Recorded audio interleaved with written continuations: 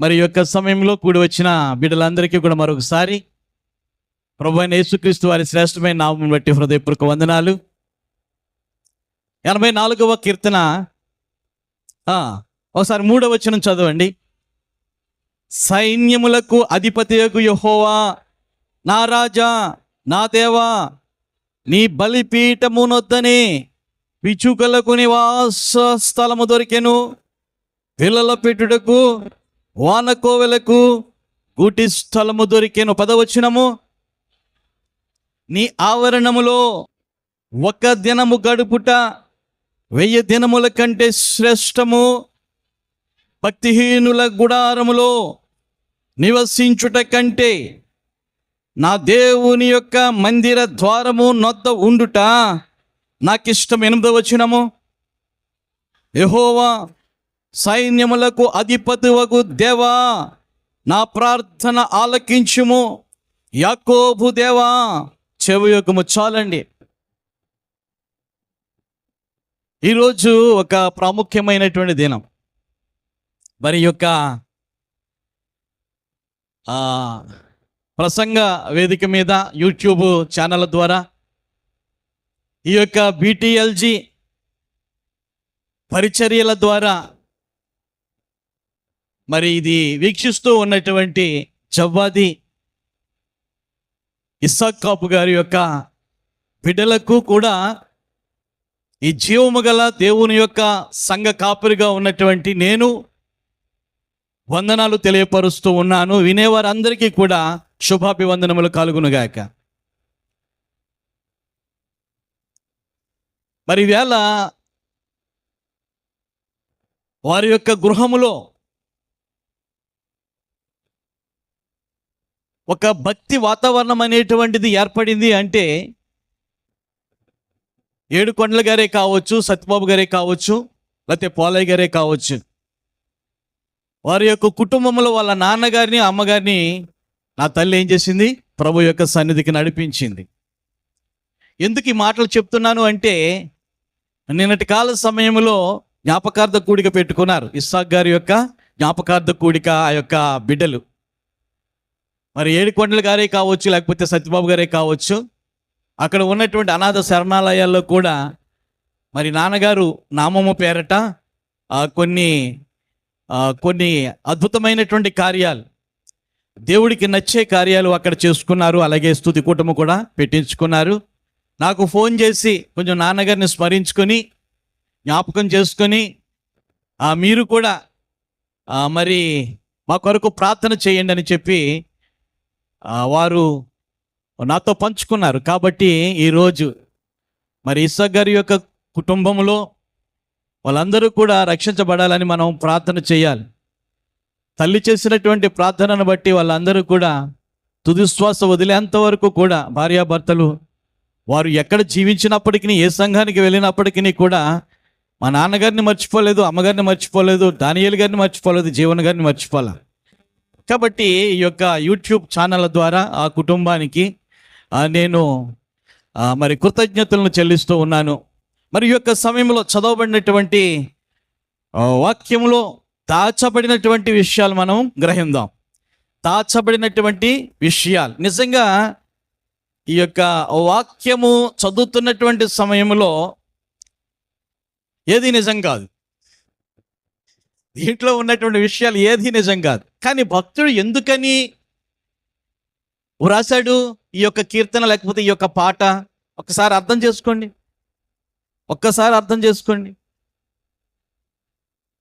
భక్తిహీనుల యొక్క గుడారములో నివసించుట కంటే దేవుడా, నీ మందిర ఆవరణములో ఒక్క దినము గడుపుట 1000 దినాల కంటే శ్రేష్టము అని అన్నాడు.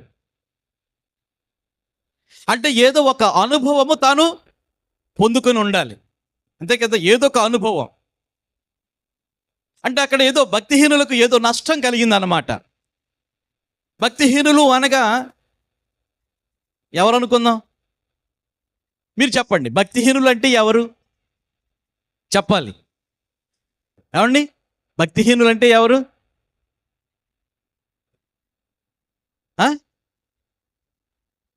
చెప్పలేకపోతున్నారేంటి? భక్తిహీనులు అంటే అన్యులు కాదండి. భక్తిహీనులు అంటే స్నేహితులు కాదండి. భక్తిహీనులు అంటే మన బంధువులు కాదండి. దయించి ఆ పిచ్చి ఆలోచన తీసేసుకోండి. భక్తిహీనులు అంటే దేవుని ఎరిగి, అర్థమవుతుంది కదా, దేవుని తెలుసుకొని దేవుడే గొప్ప దేవుడు అని చెప్పి రక్షణ పొంది, అర్థమవుతుందా, రక్షణ పొంది దేవుని యొక్క సేవ చేస్తూ ఉన్నటువంటి పరిచర్యలకు అడ్డు తగిలేవారు భక్తిహీనులు. అంతే, సింపుల్ అన్నమాట. ఇంకా బుర్ర కొక్కుని అవసరం లేదు. రక్షణ పొందుతారు, దేవుడు గొప్పవాడని అంటారు, కానీ దేవుని యొక్క సేవా కార్యక్రమాలలో ఎవరైతే అడ్డు తగులుతారో అలాగుండి వారే భక్తిహీనులు. అంటే దేవుని యొక్క పిల్లలని అర్థం. అంతేగాని లోకస్తుల మీదకి వెళ్ళకూడదు. లోకస్తులు ఎప్పుడు కూడా భక్తిహీనులు అని మనం అనకూడదు. వారు చేసే కార్యక్రమాలు భక్తిహీనమైనటువంటి మనం తలంచకూడదు. అవి తీసేయండి, అవి డిలీట్ చేసేయండి మైండ్లో నుంచి. ఇది దేవుని యొక్క బిడ్డల కొరకు దేవుడు రాసిచ్చినటువంటి శాసనం. అర్థమవుతుందా? అయితే ఇక్కడ ఏదో ఒక మేలు ఇక్కడ ఉన్నటువంటి భక్తులు పొందుకున్నారు కాబట్టి భక్తిహీనులకు ఏదో ఒక దరిద్రత పట్టుకుంది. భక్తిహీనులకు ఏదో దేవుని యొక్క ఉగ్రత వచ్చి పడింది. కాబట్టి ఆ యొక్క ఉగ్రత నుండి వీళ్ళు రక్షించబడ్డారేమో ఒకవేళ. అందుకనే అది తలపోసుకొని ఏమంటున్నారంటే ఈ కీర్తన యొక్క పాట రాశారేమో. అర్థమవుతుందా? అయితే ఇక్కడ మనం చూస్తూ ఉన్నప్పుడు 3వ వచనంలోనికి వెళ్ళిపోయేసరికి పల్లవి బలిగా మొదలు పెట్టారు. సైన్యములకు అధిపతికు యెహోవా నా రాజా నా దేవా. అనుపల్లవి, నీ బలిపీఠమునొద్ద పిచ్చుకులకే నివాస స్థలము దొరికెను, పిల్లలు పెట్టుటకు వానకోవెలకు గూటి స్థలము దొరికెను. ఈ యొక్క పాట వ్రాస్తూ ఉన్నటువంటి సమయంలో దయించి ఆలోచన చేయండి. పిచ్చుకలకు బలిపీఠము దగ్గర ఏం దొరికిందంట? నివాసము దొరికింది. ఎంతమంది నమ్ముతున్నారు? పిచ్చుకలకు నివాస స్థలము బలిపీఠము దగ్గర దొరికిందంట. దొరుకుతుందా? పిచ్చుకలకు నివాస స్థలము బలిపీఠము దగ్గర దొరుకుతుందా? మరి మన బలిపీఠం దగ్గర లేవే పిచ్చుకలు? ఏమంటే ఉన్నాయా? లేవే, పిచ్చుకలు లేవు. పోనీ అది ప్రక్కన పెట్టండి. తర్వాత మాట ఏమన్నాడు? పిల్లలు పెట్టుటకు వానకోవెలకు గూటి స్థలము దొరికిందంట. వానకోవెల అనగా కోకిల. అన్ని పక్షులు కూడా మేఘము పట్టి వర్షం వస్తున్నటువంటి సమయంలో తల దాచుకుంటాయి. కానీ కోకిల అలా కాదు. మేఘము పడుతున్నటువంటి సమయంలో, వర్షం వస్తున్నటువంటి సమయంలో కుతూహలంగా ఏం చేస్తుందో తెలుసా? అది కోస్తుంది. దేవునికి స్తోత్రం, హల్లెలూయా. ఆ పిట్టలకు కూడా ఏం దొరికిందంట? గూటి స్థలము దొరికిందంట బలిపీఠము దగ్గర. ఎక్కడున్నాయి కోకిళ్ళు? ఉన్నాయా? వచ్చినాయా దీంట్లోకి? ప్రభునందు ప్రియమైనటువంటి వారులారా, ఒక్కసారి ఆలోచన చేయండి. ఈ పాట రచిస్తున్నటువంటి సమయంలో ఈ యొక్క ఆలయాలు లేవు. బాగా అర్థం చేసుకోండి. ఈ యొక్క మందిరాలు లేవు. సొలొమోను రాజు గారు కట్టించినటువంటి మందిరము కూడా లేదు. ప్రత్యక్ష గుడారము ఉంది. ఆమేన్. ఏముందండి? ప్రత్యక్ష గుడారము ఉంది. ప్రత్యక్ష గుడారము.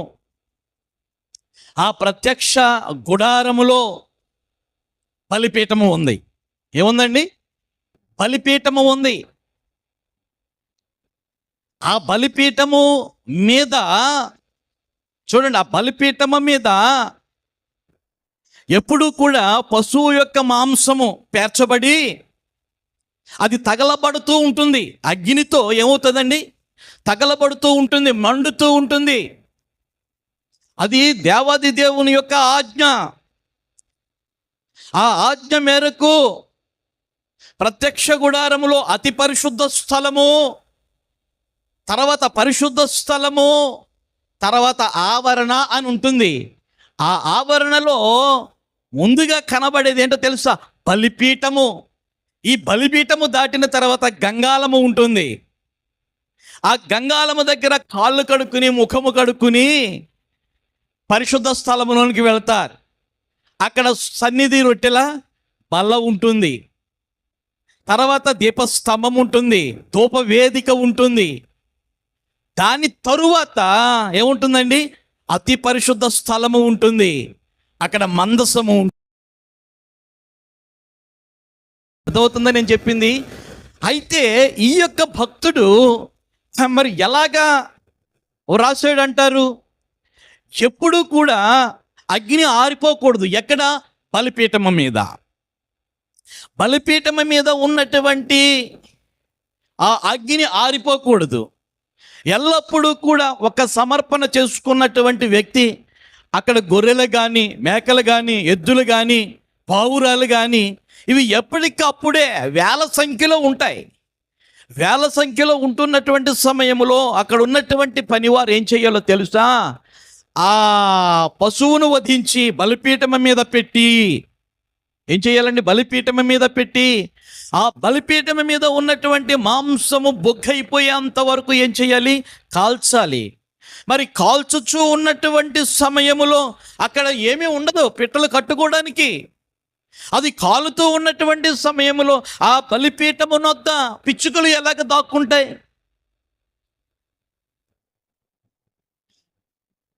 ఈ వానకోవెలలు చూసారు, వానకోవెల దేవునికి వానకోవెలలో వచ్చి అక్కడ పిల్లల్ని ఎలా పెడితే, అసలు వానకోవెల అనగా అయితే కోకిల అనగా పిల్ల పెడుతుందా, పిట్టను పెడతా, గుడ్డుని పెడుతుందా చెప్పండి? ఏమండి? పక్షి జాతికి సంబంధించినటువంటివి ఏం పెడతాయి? గుడ్లు పెడతాయి.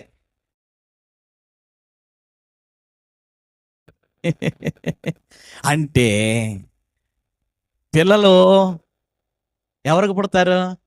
మనుషులకి, జంతువులకి పిల్లలు పుడతాయి. మరి పక్షి జాతి గుడ్లు పెడతాయి. గుడ్లు పెట్టాలి కదా. కోకిలు ఏం చేయాలి? గుడ్లు పెట్టాలి కదా. అసలు బలిపీఠమునొద్ద ఉండటానికి అవకాశం లేదు. జంతువులు, పక్షులు ఏం చేస్తున్నాయంటే బగ బగ బగ బగ మండుతాయి. దేవునికి స్తోత్రం, హల్లెలూయా.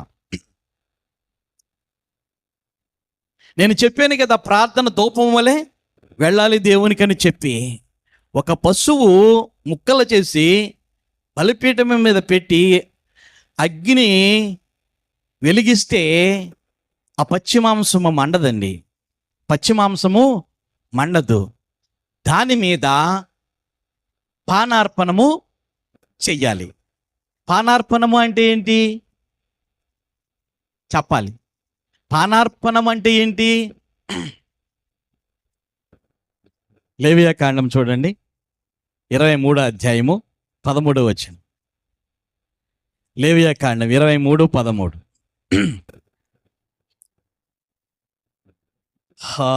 Praise the lord.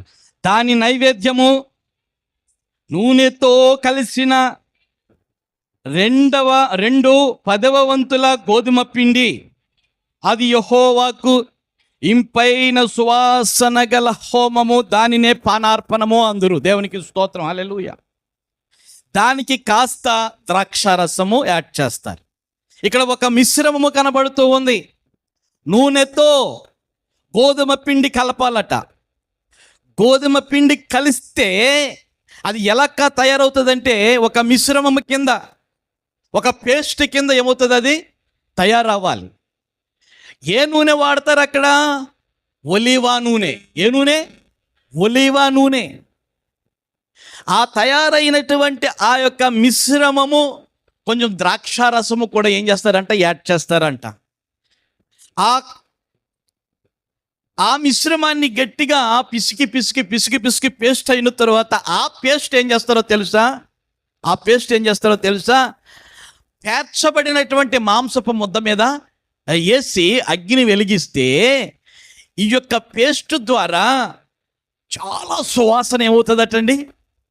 సువాసన ఏమవుతుందో తెలుసా? పచ్చి మాంసం వాసన రాదు. అది దేవుడికి అనుకూలమైనటువంటి సువాసన, దేవునికి నచ్చే సువాసన.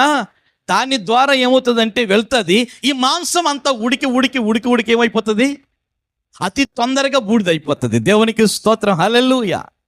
ఆ పానార్పణము లేకుండా బలిపీఠం మీద ఉన్నటువంటి మాంసము ఉడకదు, అది బొగ్గవదు, చాలా టైం పడుతుంది, అది కంపు కొడుతుంది. కాబట్టి కంపు కొట్టేది దేవునికి అంగీకారము కాదు. అంచేత పానార్పణముగా, ఏంటండి, పానార్పణముగా అది పోయబడాలి. దేవునికి స్తోత్రం, హల్లెలూయా. మరి ఇంత ప్రాసెస్ ఆ బలిపీఠము దగ్గర ఎందుకు దేవుడు ముందుగా బలిపీఠాన్ని పెట్టాడు ఆవరణలో? మరి ఆవరణలో బలిపీఠము పెట్టినప్పుడు ఆ బలిపీఠము దగ్గర పిచ్చుకలు ఉన్నాయా? పిచ్చుకలు వస్తాయా? వేడికి ఉంటాయా? 24 గంటలు భగభగ మంట మండుతుంది ఆ నైవేద్యము, ఆ ధూపము. మరి ఆ వేడికి ఆ పిచ్చుకలు ఆ బలిపీఠము దగ్గర, బలిపీఠంలో ఎక్కడ నివాస స్థలం అండి? ఎక్కడ పిల్లల్ని పెడతాయండి? ఒక్కసారి ఆలోచన చేయండి. మరి ఈ యొక్క భక్తుడు మరి ఏమని ఆలోచన చేసి ఈ యొక్క కీర్తన రాశాడు, ఈ పాట రాశాడు, ఈ పాట రాశాడు అంటే ఏదో జరిగిందన్నమాట. ఆ బలిపీఠము వారి యొక్క జీవితంలో ఏదో మేలు చేసి ఉండాలి. అది ఆ బలిపీఠము దేవాది దేవుడు నిర్ణయించినటువంటి బలిపీఠము. ఆ ఆవరణలో, ప్రత్యక్ష గుడారము యొక్క ఆవరణలో ఉన్నటువంటి ఆ బలిపీఠము ఈ భక్తులకి, పాట రాసినటువంటి భక్తులకు. ఈ పాట ఎవరు రాశారు? బుజ్జిబాబు చెప్తాడు. ఈ పాట ఎవరు రాశారు? బుజ్జిబాబు, ఎవరు రాశారమ్మా ఈ పాట? ఈ పాట ఎవరు రాశారు చెప్పండి అమ్మా? కోరాహు కుమారులు. ఏం చేతున్న బైబిల్ ఉంటేనే తెలుస్తుంది, సెల్ల చూస్తే తెలియదు. సెల్ల చూస్తే తెలియదు ఎవరు రాశారు. కోరాహు కుమారులు రాశారు. అది కోరాహు గారు కుమారులు ఉన్నటువంటి స్థలములో మందిరం లేదండి. ఏముంది? ప్రత్యక్ష గుడారం ఉంది. ఏముంది? ప్రత్యక్ష గుడారం ఉంది. కోరాహు కుమారులు రాశారట, కోరాహు గారు కాదు. అయితే ఈ విషయం మనకు తెలాలి అంటే కొంత కోరాహు గారి గురించి మనం నేర్చుకోవాలి. కోరాహు అంటే ఎవరు? మోషే గారికి ఏమవుతాడు చెప్పాలి. కోరాహు గారు మోషే గారికి ఏమవుతాడు? తమ్ముడు అవుతాడు. ఎంచేతనంటే మోషే గారు కానీ, అహరోను గారు కానీ, వీళ్ళ కానీ ఎవరంటే లేవి వంశస్థులండి, లేవీలండి. దేవుని యొక్క మందిరములో యాజకత్వము చేసే పని కలిగినటువంటి వారు. అటువంటి గొప్ప వృత్తిని దేవుడు ఏం చేశాడంటే ఈ లేవి వంశస్థులకి ఇచ్చాడండి. దేవుని యొక్క స్వరూప్యత, దేవుని యొక్క ప్రత్యక్షత, దేవుని యొక్క స్వరము, దేవునిని మహిమపరిచే విధానము, అంత గొప్ప టాలెంట్ ఎవరికి ఉంటుందండి? బాగా అర్థం చేసుకోండి, అంత గొప్ప టాలెంట్. అయితే మోషే గారి యొక్క తండ్రి, తర్వాత కోరాహు గారి యొక్క తండ్రి, అన్నదమ్ముల బిడ్డలు అన్నమాట. అయితే మోషే గారి యొక్క నాయకత్వంలో ఒకసారి దేవాది దేవుడు మీరు సిద్ధపడి, ఇశ్రాయేలు అందరూ కూడా సిద్ధపడి వాళ్ళని పరిశుద్ధపరిచి ధూపార్తులను చేతపట్టి నా సముఖమునకు రండి అని చెప్పి ఆదేశించు మోషే, ఆదేశించు.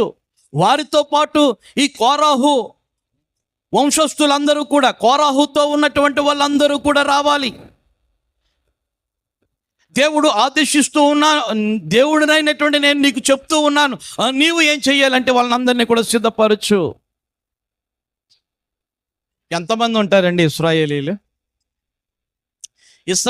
ఎంతమంది ఉంటారు చెప్పండి? ఇశ్రాయేలీల యొక్క సంఖ్య ఎంతమంది అమ్మా? 6 లక్షల కాల్బలం అని ఉంది కదా.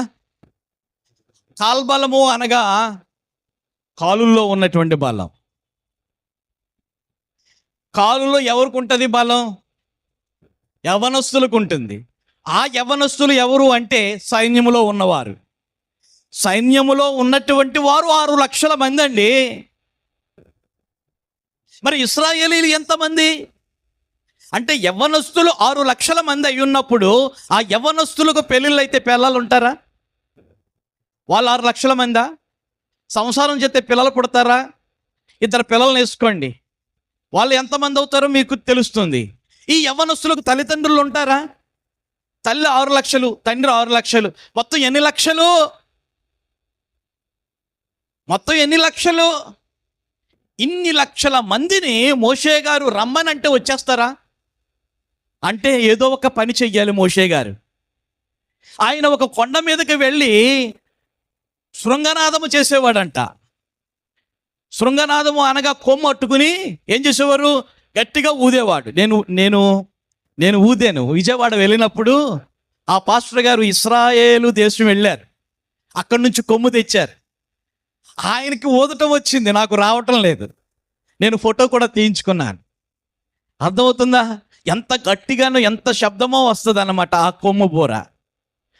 ఆ కొమ్ము శృంగము, దేవునికి స్తోత్రం. దానిని శృంగం అన్నారు, కొమ్ముని శృంగం అన్నారు. అది వాయిస్తే, అది ఊదితే, అది రీసౌండ్ వచ్చి మొత్తం ఆ సమాజం అంతటికి కూడా తెలియవలసిందే. వాళ్ళందరూ కూడా ఈ స్వరము లేకపోతే ఈ యొక్క ధ్వని మోషే గారు మనకి ఇచ్చారు కాబట్టి మనం దైవ మందిరానికి వెళ్ళాలి. దేవుని యొక్క మందిరంలో ఏదో ప్రార్థన ఉన్నదేమో, దేవుని యొక్క మందిరంలో ఏదో కూటం ఉన్నదేమో, దేవుని యొక్క మందిరంలో మనము ఏదో పార్టిసిపేట్ చేయాలి, మనము దేవుని స్తుతించాలి. ఇది దేవుని యొక్క ఆజ్ఞ. మోషే గారు దేవునితో ఉంటాడు కాబట్టి దేవుడు తెలియపరిచాడేమో, అందుకని చెప్పి మనము సిద్ధపడాలి అని చెప్పి ఇశ్రాయేలీయుల యొక్క జన సమూహం అందరూ కూడా ఏం చేస్తున్నారు? ప్రయాణం అవుతున్నారు. ఇంకా వాళ్ళకి అక్క నువ్వు ఎక్కడికి వెళ్తున్నావు, వదిన నువ్వు ఎక్కడికి వెళ్తున్నావు, తమ్ముడు నువ్వు ఎక్కడికి వెళ్తున్నావు, ఏంటి ఇంత బట్టలు వేసుకున్నావు, ఏంటి దోపార్తి ఉన్నదేంటి చేతిలో అంటే మొత్తం ఆ నోటీస్ అంతా కూడా తెలిసిపోయింది అన్నమాట. మనం పరిశుద్ధంగా ఉండాలంట, పరిశుద్ధుడైనటువంటి దేవుని యొక్క సన్నిధికి వెళ్ళాలంట, దోపార్తులను పట్టుకోవాలంట. ప్రతి సమాజంలో, ప్రతి సంఘంలో, లేకపోతే ప్రతి కుటుంబంలో ఎవరో ఒకరు వంకరగా ఉంటారండి. వారు తిన్నగా ఉన్నప్పటికీ, ఆరోగ్యం కలిగి ఉన్నప్పటికీ బుద్ధి ఏముంటుందో తెలుసా? వంకరగా ఉంటుంది. వాళ్ళ యొక్క ఆలోచనలు అన్నీ కూడా తప్పుడుగా ఆలోచన చేస్తారు. మీరందరూ కూడా ఎక్కడికి వెళ్తున్నారు అని చెప్పి కోరహు గారు వెళ్తూ ఉన్నటువంటి జనాంగాన్ని అడుగుతూ ఉన్నప్పుడు, దేవుని సన్నిధికి వెళ్తున్నాం, ఇవాళ ఏదో ఒక కూటం ఉన్నదంట, ఏదో ప్రార్థన ఉన్నదంట. చంపేస్తున్నాడు ఈ మోషే. ఏం చేస్తున్నాడు? ఈ జనాలను అట్టుకుని చంపేస్తున్నాడు. వాళ్ళ పనులు చేసుకొని ఇవ్వట్లా. అక్కడ కూటం అంటాడు, ఇక్కడ కూటం అంటాడు, అది అంటాడు, ఇది అంటాడు, దానికి చందా అడుగుతాడు, దీనికి చందా అడుగుతాడు, దానికి ప్రతిష్ట అంటాడు, దీనికి ప్రతిష్ట అంటాడు. మనల్ని బ్రతకనివ్వట్లేదు అసలు. వ్యతిరేకత ఏంటండి? వ్యతిరేకత. మనకి ఎన్ని పనులున్నాయి, ఈ పనులన్నీ కూడా వదిలేసుకుని ఏంటి దేవుని దగ్గరికి వెళ్ళిపోవాలా, దేవునికి కావాలా, దేవుణ్ణి స్తుతించాలా, మన ప్రార్థనలు ఆయనకి కావాలా, మన దోపార్తులు ఆయనకి కావాలా, ఇలా అన్నమాట. అడ్డము తగిలే మనిషి అన్నమాట. దేవుని యొక్క కార్యాలకు అడ్డము తగిలే ఒక భక్తిహీనుడు అన్నమాట, అంతే. అటువంటి పరిస్థితుల్లో అతనికి చేయి కలిపి దాతాను, అబీరాము అనేటువంటి వాళ్ళు కూడా, అర్థమైంది కదా, దాతాను, అబీరాము అనేటువంటి వాళ్ళు కూడా ఏం చేశారంటే చేయి కలిపారు. ఎప్పుడు చూసిన ఈ యొక్క మోషే దేవుని మందిరానికి వెళ్ళాలి, దేవుని యొక్క పని చేయాలి, దేవుని స్తుతించాలి, దేవునికి ఇచ్చేదో ఇవ్వాలి అని చెప్తాడు. ఇది ఎక్కడ సాధ్యమో? ఆయనకే ఇచ్చాడు అధికారము. మనం మాత్రం మనుషులం కాదా? ఏం చేతనంటే అన్నదమ్ముల బిడ్డలు కాబట్టి, అర్థమవుతుంది కదా, అన్నదమ్ముల బిడ్డలు కాబట్టి ఒక నాయకత్వం అనేటువంటిది మోషే గారికి ఎప్పుడైతే ఇచ్చాడో, అర్థమవుతుందా, ఆ నాయకత్వము ఉండకుండా మనము కూడా నాయకులమే అనేటువంటి భావనలోనికి వచ్చేసారు. వాళ్ళకి మంచి పని అప్పగించాడండి దేవుడు, వాళ్ళకి మంచి పని అప్పగించాడు. వాళ్ళ మోత మొయ్యాలి, వాళ్ళ దేవుని యొక్క కార్యక్రమాలలో వాళ్ళు ఈ యొక్క ప్రత్యక్షపు గుడారానికి సంబంధించినటువంటివి మోత మోసుకుని వెళ్ళాలి. అటువంటి గొప్ప తలాంతు అనేటువంటిది, గొప్ప పరిచర్య అనేటువంటిది వాళ్ళకి ఇచ్చినప్పుడు అది చిన్నతనము అని చెప్పి ఇంకా ఉన్నతమైనటువంటి అధికారము కొరకు, అధికార దాహము కలిగినటువంటి వారే దేవుని యొక్క కార్యాలకు అడ్డు తగులుతూ ఏం చేస్తున్నారు వాళ్ళు? ఇలాగ ఎప్పుడైతే అడ్డు తగులుతూ ఉన్నారో అది దేవునికి తెలిసింది. దేవుడు ఊరుకోలా. మోషే, నా సమాజానికి చీడ పురుగుల్లాగా ఉన్నారు, వాళ్ళందరినీ కూడా ఒక చోట ప్రవేశపెట్టు, మీరందరూ కూడా కలిసి ఒక ప్రక్కన ఉండండి, ఇది నా ఆజ్ఞ అని చెప్పి దేవుడు అనగానే మోషే వాళ్ళందరినీ కూడా పిలవనంపించాడు. ఇశ్రాయేలు యొక్క జనసమూహము, సమాజం అంతా కూడా ఒక ప్రక్కన ఉంది, వీళ్ళు ఒక ప్రక్కన ఉన్నారు.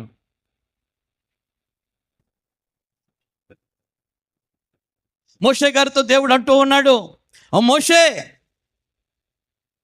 నేను ఆజ్ఞాపిస్తూ ఉన్నాను, అగ్ని వాళ్ళ మీదకి వచ్చేస్తూ ఉంది, వాళ్ళు తగలబడిపోతారు, భూమి నెరవిడిచి ఏం చేస్తుంది, వాళ్ళని మిరింగేస్తుంది అని చెప్పి దేవుడు మోషే గారితో చెప్తే, మోషే గారు అదే ఏం చేస్తున్నారు అంటే ఈ జనవాహినికి చెప్తూ ఉన్నారు, ఇశ్రాయేలీయులారా ఈ ప్రక్కకు తప్పుకోండి, కొరాహు నీకు సంబంధించినటువంటి వాళ్ళందరూ కూడా ఈ ప్రక్కకు రండి, మీరు యొక్క దేవుని యొక్క సమాజాన్ని ఏం చేస్తున్నారు, పాడు చేస్తూ ఉన్నారు. దేవుడు పరిశుద్ధుడు, ఆయన చెప్పిందే మనం చేయాలి, అలా చెయ్యమని నేను ఆజ్ఞాపిస్తుంటే ఈ యొక్క సంఘాన్ని ఏం చేస్తున్నాం, నిర్వీర్యము చేస్తున్నారు మీరు, మీ మీదకి దేవుని యొక్క ఉగ్రత రాబోతూ ఉంది. చూడండి ఒకసారి సంఖ్యాకాండము 16వ అధ్యాయము, సంఖ్యాకాండం 16వ అధ్యాయము 30-31 వచనాలు. అయితే యెహోవా గొప్ప వింత పుట్టించుట వలన వారు ప్రాణములతో పాతాళంలో కూలినట్లు భూమి తన నోరు తెరచి వారికి కలిగిన సమస్తమును మృంగివేసిన ఎడల వారు యెహోవాను అలక్ష్యము చేసిరని తెలియననెను. అతడు ఆ మాటలన్నీ చెప్పి చాలించగానే వారి క్రింద నేల విడిచెను. భూమి తన నోరు తెరచి వారి కుటుంబములను, కోరహు సంబంధులను అందరినీ, వారి సమస్త సంపాద్యమును మృంగివేసిన. చాలండి, వ్రాయబడినటువంటి మాటలో ఉన్నటువంటి అంతరార్థం నా మాటలు కాదు, ఇక్కడ వ్రాయబడినటువంటి మాటలు కోరాహుకు సంబంధించినటువంటి సంపాద్యమంతా కూడా, కోరాహుకు సంబంధించినటువంటి వాళ్ళందరూ కూడా, కోరాహుతో చెయ్యి కలిపినటువంటి భక్తిహీనులందరూ కూడా ఏమైపోయారు? భూమి మింగేసిందండి. ఎంతమంది వాళ్ళు? 250 మంది. నేను ఇందాక చెప్పాను కదా, ఇన్ని లక్షల మందిలో ఒక్క 250 మందిని దేవుడు సహించలేడా? ఏమండి, బాగా అర్థం చేసుకోండి. ఇన్ని లక్షల మంది ఉన్నారు కదా, ఎన్ని లక్షల మంది? చాలా లక్షల మంది ఉన్నారు కదా. ఆ లక్షల మందిలో ఈ 250 మంది ఉంటే ఏం పోయింది దేవునికి?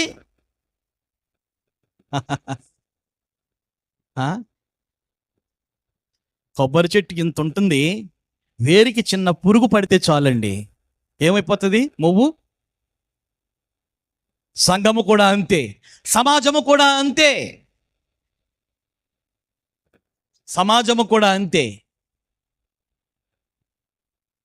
బాగా అర్థము చేసుకోండి.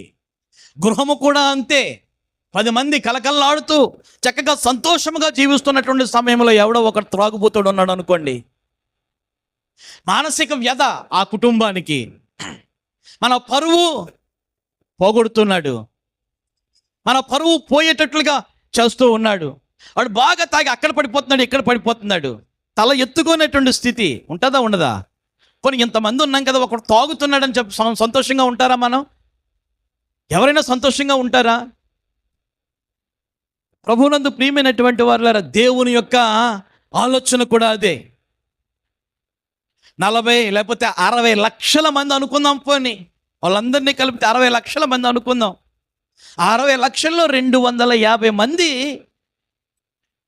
భక్తిహీనులుగా, దుర్మార్గులుగా, దుష్టులుగా దేవుడు చూడలేకపోయాడు. ఆమేన్.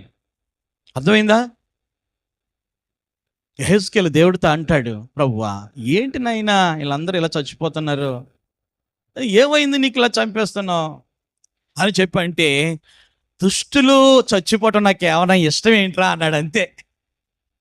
దుష్టులు లేకపోతే భక్తిహీనులు చచ్చిపోవటం నాకేమన్నా ఇష్టమా? వాళ్ళని చంపేయటం నాకేమన్నా ఇష్టమా? వారు పశ్చాత్తాపడి మారు మనసు పొంది నా తట్టు తిరిగితే నేను రక్షించలేనా? దేవుడు ముహూర్తం పెడితే వీడు నాశనం అవ్వాలి, అది కొంప నాశనం అవ్వాలి అని చెప్పి దేవుడు ఈ యొక్క పట్టణం ముహూర్తం పెడితే ఒక క్షణం కూడా లేట్ అవ్వదు. కొన్ని కుటుంబాలలో శాప్యాలు ఏలుబడి చేస్తూ ఉన్నాయి, రోగాలు ఏలుబడి చేస్తున్నాయి, దెయ్యాలు ఏలుబడి చేస్తూ ఉన్నాయి. దానికి పర్యవసానం ఏంటంటే ఆ యొక్క సమస్యల నుండి బయటపడటానికి ఏవేవో చేసుకుంటున్నారు. కానీ చీకటి కార్యాలు సజీవుడై ఉన్నటువంటి దేవుని యొక్క నామాన్ని స్మరిస్తూ ప్రార్థన ధూపం అనేటువంటిది దేవునికి చేయలేకపోతున్నారు. ప్రార్థన అనేటువంటిది ధూపముగా దేవునికి వెయ్యలేకపోతూ ఉన్నారు. అర్థమవుతుందా? కానీ ఇక్కడ మనం చూస్తున్నటువంటి సమయంలో ఒక్కసారి ఆలోచన చేయండి. 250 మందిని నోరు తెరిచి ఏం చేసింది? మరి కోరాహుకు సంబంధించిన సంపాద్యం అంతా కూడా వ్రాయబడినప్పుడు కోరాహు కుమారులు ఎక్కడ రాశారండి ఈ పాట? అంటే కోరాహు కుమారులు లేరన్నమాట. మా నాన్న దుష్టుడు, ఆ దుష్టుడితో సహా ఏమవుతున్నారు? మిగతా వాళ్ళందరూ కూడా చెయ్యి కలిపి ఏమవుతున్నారు? వాళ్ళు నాశనం అయిపోతున్నారు. మోషే గారు మా పెదనాన్న, ఆ పెదనాన్న చేస్తున్నటువంటి సేవ యథార్థమైనటువంటిది. మా పెదనాన్న గారు చేస్తున్నటువంటి సేవ, అహరోను గారు చేస్తున్నటువంటి సేవ యథార్థమైనటువంటిది. మా బాబు ఏం చేస్తున్నాడు? దుష్టుడిగా మారి ఆ దేవుని యొక్క కార్యాలకు అడ్డు తగులుతూ ఏం చేస్తున్నాడంటే పాడు చేస్తున్నాడు సమాజాన్ని. నాన్నతో చేతులు కలపొద్దు అని చెప్పి అనుకోవాలి. వాళ్ళు అనుకున్నారేమో. చూద్దాం, చూడండి 20వ అధ్యాయము. దేవునికి స్తోత్రం. సంఖ్యాకాండము 26వ అధ్యాయమా, 26వ అధ్యాయం అనుకుంటాను.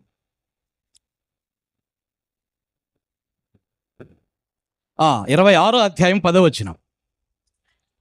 ఆ సమూహపు వారు మృతి పొందినప్పుడు అగ్ని 250 మందిని భక్షించినందునను భూమి నోరు తెరచి వారిని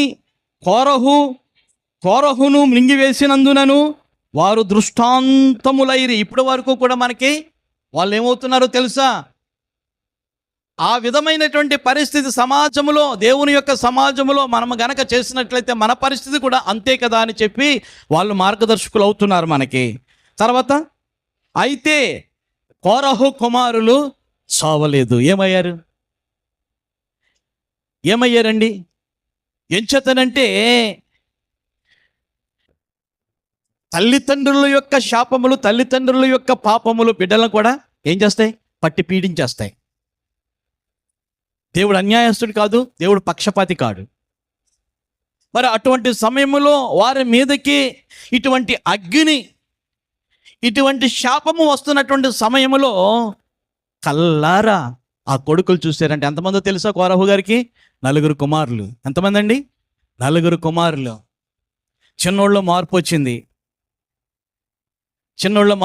ఒరే పెద్దోడా, ఒరే అన్నయ్య, ఒక్కసారి నాన్న దగ్గరికి వెళ్ళొద్దు.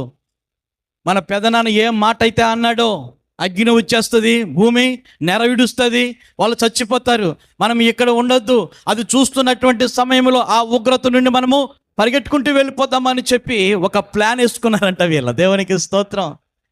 వాళ్ళ కళ్ళ ముందే అగ్ని వచ్చి వాళ్ళని దహించి నోరు తెరుస్తున్నటువంటి సమయంలోనే ఆ నోరు తెరిచి ఈ కుమారుల దగ్గరికి వస్తున్నటువంటి సమయంలో ఈ కుమారులు అదే పరుగు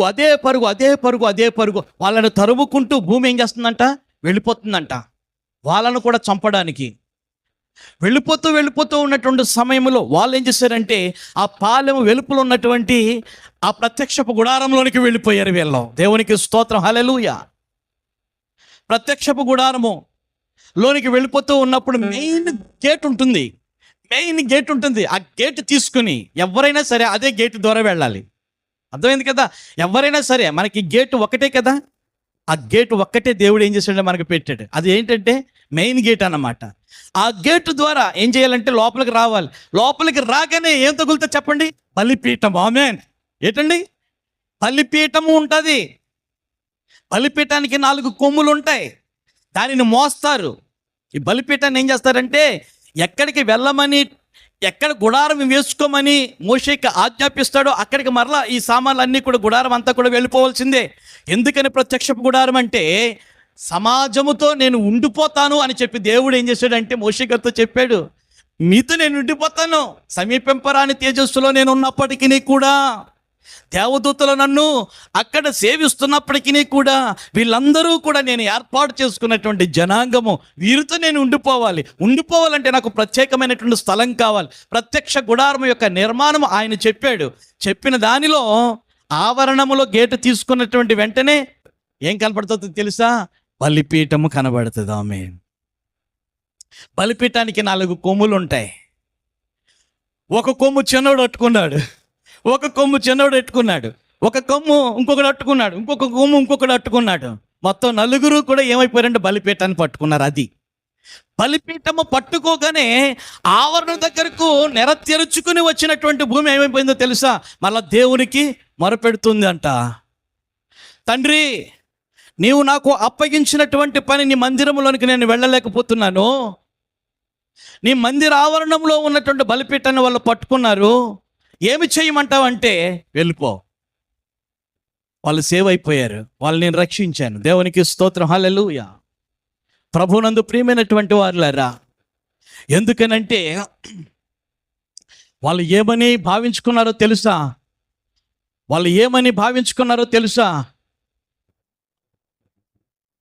మనము పిచ్చుక ఎంత స్పీడ్గా ప్రమాదము నుండి ఎగురుకుంటూ తప్పించుకుంటూ పారిపోతుందో అదే స్పీడ్గా మనం ఏం చేసాం? ఆవరణంలోకి వచ్చి పడ్డాంరా, బలిపీఠాన్ని మనం పట్టుకున్నాంరా, మనము రక్షించబడ్డాం. దేవుని యొక్క ఉగ్రత మన మీద లేదు. పిచ్చుకులు లాంటి వాళ్ళంరా మనం. ఎవరము? పిచ్చుకులు లాంటి వాళ్ళంరా మనము. మరి వానకోవులని అంటున్నారు కదా. ఏం చేతనంటే ఫరోహు కుమారులకి దేవుడు మంచి గాత్రం ఇచ్చాడంట. ఏంటండి? మంచి గాత్రం, పాటలు పాడే స్వరం. ఆనాటి వారు పాటలు పాడితే ఆ సమాజంలో ఉన్నటువంటి చిన్న బిడ్డలు అందరూ కూడా ఏడుపు మానేసేసి ఏం చేసేవారంట? కేరింతలు కొట్టేవారంట. పిల్లలే ఏడుపు మానేస్తే ఆ స్వరముతో దేవుణ్ణి స్తుతిస్తే దేవుడు ఎంత పొంగిపోతాడండి. దేవునికి స్తోత్రం, హల్లెలూయా. అంచేత వాళ్ళు కోవెలగా భావించుకుని, అర్థమైంది కదా, మనం మనుషులం రా, మనం పిల్లలం. ఈ పిల్లల్ని ఏం కాపాడింది? బలిపీఠము కాపాడింది. పెద్దోడు అన్నాడంట, పెదనాన్న వస్తాడు మనకి ఏదైనా శిక్ష పెడతాడు. అర్థమైందా? పెదనాన్న వస్తాడు, పెదనాన్న మోషే గారు వస్తారు, మనకి శిక్ష విధిస్తాడు, మనం అందరం కూడా శాపగ్రస్తులమని వెళ్ళిపోదారా చిన్నోడా అని చెప్పేసి అంటున్నటువంటి సమయంలో చిన్నోడు అన్నాడంట, మనము రక్షించబడ్డాం, ఈ క్షణము నుండి మనము మందిర పరిచర్యలో వాడబడదాం. ఆమేన్. దేంట్లోనా? మందిర పరిచర్యలో వాడబడదాం. భక్తిహీనులతో సహవాసము చేసి చచ్చేదానికంటే మనము వేరుండి దేవుని యొక్క సాన్నిధ్యంలో ఉన్నటువంటి బలిపీఠాన్ని తాకి మనం ఏమయ్యాం? దేవుని ఉగ్రత నుండి రక్షించబడ్డాం. మన బ్రతుకు ఉన్నంత వరకు కూడా మన పిల్లలు అందరూ కూడా ఏం చేయాలి? దేవుని యొక్క మందిర సేవలో మనం వాడబడదాం. దేవునికి స్తోత్రం, హల్లెలూయా. వాళ్ళ చేసుకున్నటువంటి సమర్పణ వాళ్ళ యొక్క బ్రతుకు మారిపోయింది. చూసారా? ఆ విధముగా పిచ్చుకులుగాను